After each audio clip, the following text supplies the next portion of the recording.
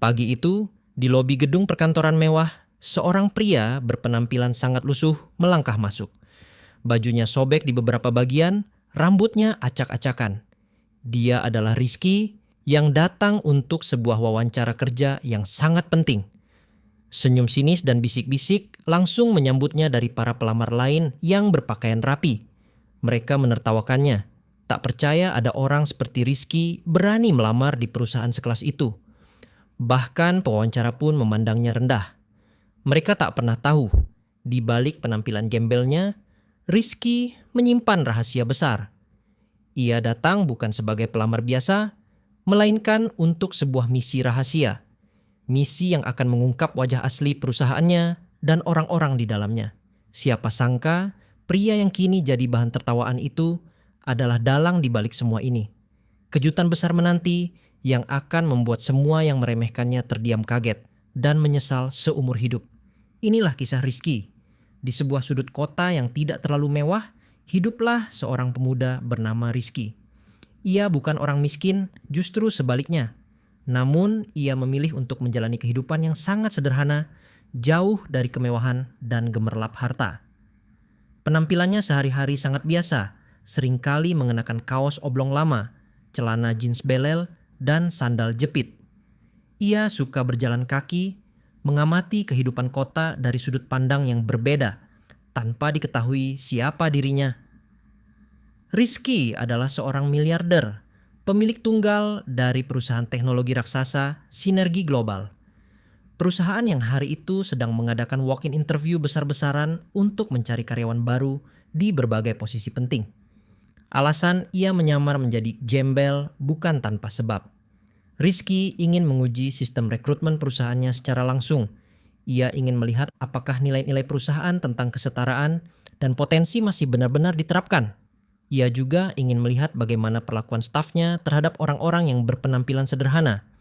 Apakah mereka hanya mementingkan tampilan luar atau benar-benar mencari bakat dan hati yang tulus dari setiap calon karyawan. Rizky tahu risikonya. Ia mungkin akan dihina, diremehkan, atau bahkan diusir. Namun itu adalah bagian dari misinya. Ia harus merasakan sendiri bagaimana rasanya menjadi orang yang dipandang sebelah mata dalam masyarakat. Pagi itu, Rizky sengaja memilih kaos yang sudah sobek di bagian lengan dan celana yang warnanya pudar. Rambutnya ia biarkan acak-acakan, menambah kesan tidak terurus pada penampilannya. Dengan hati yang tenang dan tujuan yang jelas, Rizky berangkat menuju gedung perusahaannya sendiri. Ia tidak menggunakan mobil mewah atau supir pribadi, melainkan naik angkutan umum yang padat dan berdesakan. Dalam perjalanan, beberapa penumpang lain meliriknya dengan jijik. Mereka bergeser menjauh, seolah tak ingin tubuh mereka bersentuhan dengan pakaian lusuh Rizky. Rizky hanya tersenyum tipis, mengamati reaksi mereka. Ia turun di halte dekat gedung Sinergi Global.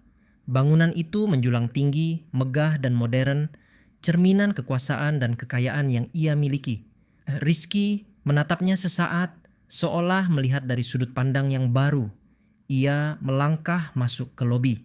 Udara sejuk dari pendingin ruangan langsung menyapanya. Lantai marmer yang mengkilap, dinding kaca, dan dekorasi mewah menciptakan suasana yang sangat kontras dengan penampilannya. Beberapa pelamar lain yang sudah menunggu di lobi melirik Rizky dengan pandangan aneh. Mereka saling berbisik, menertawakan keberanian Rizky yang berani datang dengan penampilan seperti itu. Rizky melihat papan pengumuman. Namanya terdaftar untuk wawancara gelombang ketiga. Ia duduk di salah satu kursi, menunggu gilirannya, sambil terus mengamati setiap detail dan interaksi di sekelilingnya. Hatinya tidak marah, hanya prihatin. Ia berharap di dalam perusahaan miliknya ini, ia akan menemukan orang-orang yang memiliki hati lebih mulia, tidak hanya menilai dari apa yang terlihat oleh mata. Satu persatu, pelamar dipanggil masuk. Rizky mendengar beberapa nama yang sangat familiar baginya, yaitu para alumni universitas top dengan IPK tinggi. Mereka tampak sangat percaya diri dengan jas rapi dan portofolio tebal. Akhirnya, nama Rizky pun dipanggil. Rizky Wijaya, panggil seorang resepsionis dengan nada yang agak malas. Matanya melirik penampilan Rizky dengan jijik. Rizky berdiri dan melangkah maju. Ia masuk ke sebuah ruangan luas. Di sana duduklah beberapa pewawancara, dipimpin oleh Ibu Sita, manajer HRD, yang terkenal sangat selektif dan berorientasi pada citra perusahaan yang sempurna. Ibu Sita melihat Rizky dari ujung rambut hingga kaki. Alisnya terangkat dan senyum sinis langsung merekah di bibirnya yang tebal. Ia tidak percaya ada pelamar seperti Rizky di depannya. Jadi, Anda Rizky Wijaya yang melamar posisi manajer proyek? Tanya Ibu Sita dengan nada yang jelas meremehkan, seolah mengejek. Rekan-rekannya di meja pewawancara ikut menahan tawa. Betul Bu, saya Rizky Wijaya, jawab Rizky dengan suara tenang dan percaya diri. Ia duduk di kursi yang ditunjuk, meskipun ia bisa merasakan aura penghinaan yang begitu kuat di ruangan itu. Maaf, Nak Rizky, apa Anda tidak salah alamat? Tanya Ibu Sita. Ini perusahaan Sinergi Global, bukan tempat penampungan. Kami mencari profesional, bukan. Sudahlah. Ia melambaikan tangannya. Rizky hanya tersenyum tipis. Saya tahu ini Sinergi Global, Bu, dan saya datang untuk wawancara, jawabnya tegas. Tidak menunjukkan sedikit pun rasa minder meskipun bajunya sobek dan penampilannya lusuh. Baju Anda sobek, rambut Anda berantakan. Apa Anda tidak punya baju yang lebih layak? Bagaimana Anda bisa mewakili perusahaan kami dengan penampilan seperti ini? Ibu Sita menghujaninya dengan pertanyaan. Rekan-rekan Ibu Sita di meja wawancara tidak lagi menahan tawa. Mereka tertawa terbahak-bahak menganggap Rizky adalah lelucon terbesar yang pernah mereka lihat dalam proses rekrutmen perusahaan itu. Rizky melihat Ibu Sita dengan tatapan tenang. Penampilan hanyalah bungkus, Bu. Kualitas sejati ada di dalam, jawabnya bijak. Kata-kata itu seolah menampar Ibu Sita, namun ia menepisnya dengan cibiran. Omong kosong. Di dunia bisnis, penampilan adalah segalanya. Keluar dari ruangan ini sekarang juga. Anda tidak punya masa depan di perusahaan kami. Hardik Ibu Sita menunjuk pintu keluar dengan angkuh. Rizky bangkit dari duduknya. Ia menatap Ibu Sita dengan tatapan yang sulit diartikan. Ada sedikit rasa kecewa di matanya, namun juga tekad yang kuat. Ia tak mengucapkan sepatah kata pun. Ia melangkah keluar dari ruangan wawancara, meninggalkan Ibu Sita dan rekan-rekannya yang masih tertawa puas. Tawa mereka seolah mengejek setiap langkah yang Rizky ambil di lantai marmer itu. Rizky berjalan melewati lobi. Para pelamar lain yang tadi menertawakannya kini memandanginya dengan pandangan menang. Mereka mengira Rizky telah diusir karena tidak memenuhi standar perusahaan. Rizky keluar dari gedung. Ia menghirup napas dalam-dalam, merasakan hembusan angin kota. Hatinya tidak terluka oleh hinaan itu, melainkan kecewa dengan sistem dan mentalitas orang-orang di perusahaannya sendiri. Ibu Sita merasa sangat puas. Ia merasa berhasil menjaga image perusahaan dari pelamar aneh seperti Rizky. Ia tersenyum kemenangan, merasa telah melakukan tugasnya dengan sangat baik pagi itu. Bagaimana Bu? Berhasil diusir gembel itu? Tanya salah satu pewawancara, masih terkekeh geli. Ibu Sita mengangguk. Tentu saja, dia pikir ini tempat apa? Sangat tidak pantas. Diskusi wawancara kembali dilanjutkan. Namun Ibu Sita masih sesekali tersenyum sendiri mengingat wajah Rizky yang lusuh dan jawaban kualitas ada di dalam yang dianggapnya konyol. Ia yakin orang-orang seperti Rizky tidak akan pernah punya tempat di perusahaan besar dan bergengsi seperti Sinergi Global. Perusahaan ini membutuhkan profesional yang sempurna dari luar dan dalam. Saat jam makan siang, Ibu Sita dan rekan-rekannya pergi ke restoran mewah di dekat gedung. Mereka asik membicarakan insiden Rizky, mentertawakannya lagi dan lagi, seolah itu adalah lelucon terbaik hari itu. Pakaiannya sobek, wajahnya kucel, rambutnya berantakan. Dia pikir dia siapa, berani melamar jadi manajer. Kata Ibu Sita sambil tertawa renyah menikmati santapan mewahnya. Mereka tak menyadari bahwa di sudut lain kota, Rizky juga sedang bersiap.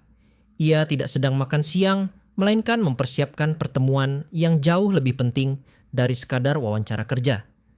Rizky kini berada di apartemen mewahnya, tidak jauh dari gedung Sinergi Global. Ia melepas pakaian gembelnya, lalu mandi. Air hangat membasuh semua kotoran dan kesan lusuh dari tubuhnya. Ia berjalan menuju lemari pakaiannya. Di sana berjejer rapi jas-jas mahal, kemeja-kemeja sutra, dan dasi-dasi desainer. Rizky tersenyum tipis. Ini adalah dirinya yang sebenarnya. Ia memilih setelan jas Armani berwarna gelap, kemeja putih bersih, dan dasi sutra yang elegan. Rambutnya ia sisir rapi, dan wajahnya memancarkan aura wibawa seorang pemimpin sejati. Sebuah ponsel mahal berdering. Itu adalah asisten pribadinya. Tuan Rizky, rapat Dewan Direksi akan segera dimulai dalam 15 menit. Apakah Anda sudah siap? Suara di telepon terdengar cemas. Saya sudah siap, jawab Rizky dengan suara mantap. Saya akan segera tiba di sana. Ia memasukkan ponselnya ke saku jas, lalu mengambil kunci mobil dari meja sampingnya. Kunci mobil itu bukan kunci sembarangan. Itu adalah kunci mobil sport mewah terbaru dan juga kunci master untuk seluruh gedung Sinergi Global, tempat di mana ia baru saja dihina habis-habisan. Rizky keluar dari apartemennya, melangkah menuju lift pribadi yang membawanya langsung ke garasi bawah tanah. Senyum misterius tersungging di bibirnya. Permainan baru saja dimulai. Mobil sport hitam mewah Rizky melaju mulus di jalanan kota, membelah kepadatan lalu lintas. Ia tidak terburu-buru, menikmati setiap detik perjalanan menuju tempat di mana takdir akan berbalik. Beberapa menit kemudian, ia tiba di gedung Sinergi Global. Kali ini, ia tidak masuk melalui pintu lobi utama, melainkan langsung menuju basement khusus yang hanya bisa diakses oleh petinggi perusahaan. Di dalam gedung, suasana di ruang rapat Dewan Direksi sangat tegang. Ibu Sita dan para manajer senior sudah berkumpul, menunggu kehadiran CEO baru yang akan memimpin rapat penting hari itu. Mereka baru tahu bahwa CEO lama telah diganti secara mendadak. Mereka tidak tahu siapa CEO baru ini. Hanya diberitahu bahwa ia adalah seorang investor muda yang sangat brilian. Siapa sebenarnya CEO baru ini? Saya dengar ia sangat misterius, bisik salah satu direktur kepada Ibu Sita. Ibu Sita hanya mengangkat bahu, ia pun sama penasarannya. Ketukan pintu terdengar. Semua mata tertuju pada pintu ruang rapat. Semua tegang menantikan sosok pemimpin baru yang akan muncul di hadapan mereka. Pintu terbuka perlahan. Sosok seorang pria tinggi tegap dengan setelan jas mahal melangkah masuk. Wajahnya tenang, penuh wibawa, dan matanya memancarkan kecerdasan tajam. Seluruh ruangan terdiam. Ibu Sita dan para direktur lainnya membelalakan mata mereka. Sendok dan pulpen yang mereka pegang jatuh ke meja, menciptakan bunyi yang nyaring. Itu adalah Rizky. Pria yang tadi pagi ia hina habis-habisan karena bajunya sobek. Pria yang ia usir dari ruangan wawancara dengan cemoohan. Rizky, si gembel, kini berdiri sebagai CEO mereka. Rizky menatap Ibu Sita dengan pandangan yang tenang, namun menusuk. Tidak ada dendam di matanya, hanya ada kejutan dan sedikit kekecewaan yang tersirat di sana. Selamat pagi Tuan dan Nyonya Direktur. Saya Rizky Wijaya, CEO baru Sinergi Global. Ucap Rizky dengan suara tegas dan berwibawa, membuat Ibu Sita dan yang lainnya serasa disambar petir. Wajah Ibu Sita langsung memucat. Ia merasa seluruh darahnya surut. Rasa malu yang luar biasa dan penyesalan yang mendalam membanjiri dirinya. Ia tak bisa berkata-kata. Ia mengingat setiap perkataannya, setiap tawa cemoohan yang ia layangkan kepada Rizky pagi itu. Kini, semua itu berbalik menghantamnya dengan telak, lebih keras dari apapun. Rizky melangkah ke kursi utama di meja rapat. Ia duduk dengan tenang, tatapannya menyapu seluruh ruangan. Aura kepemimpinan terpancar kuat dari dirinya, membuat semua orang merasa kecil. Saya tahu beberapa dari Anda mungkin terkejut dengan kehadiran saya, kata Rizky. Suaranya tenang namun jelas. Terutama Anda, Ibu Sita. Matanya berhenti sejenak pada Ibu Sita. Ibu Sita menunduk, tak berani menatap mata Rizky. Ia ingin menghilang saja dari ruangan itu. Rasa malu dan takut bercampur aduk dalam dirinya membuatnya gemetar. Pagi ini, saya mengikuti wawancara di perusahaan ini sebagai pelamar biasa. Saya ingin melihat langsung bagaimana sistem rekrutmen kita berjalan. Lanjut Rizky, suaranya terdengar netral. Dan saya ingin melihat bagaimana perlakuan staf kita terhadap orang yang berpenampilan sederhana. Saya datang dengan kaos sobek dan penampilan yang tidak biasa untuk menguji kalian semua. Rizky menghela napas. Saya kecewa.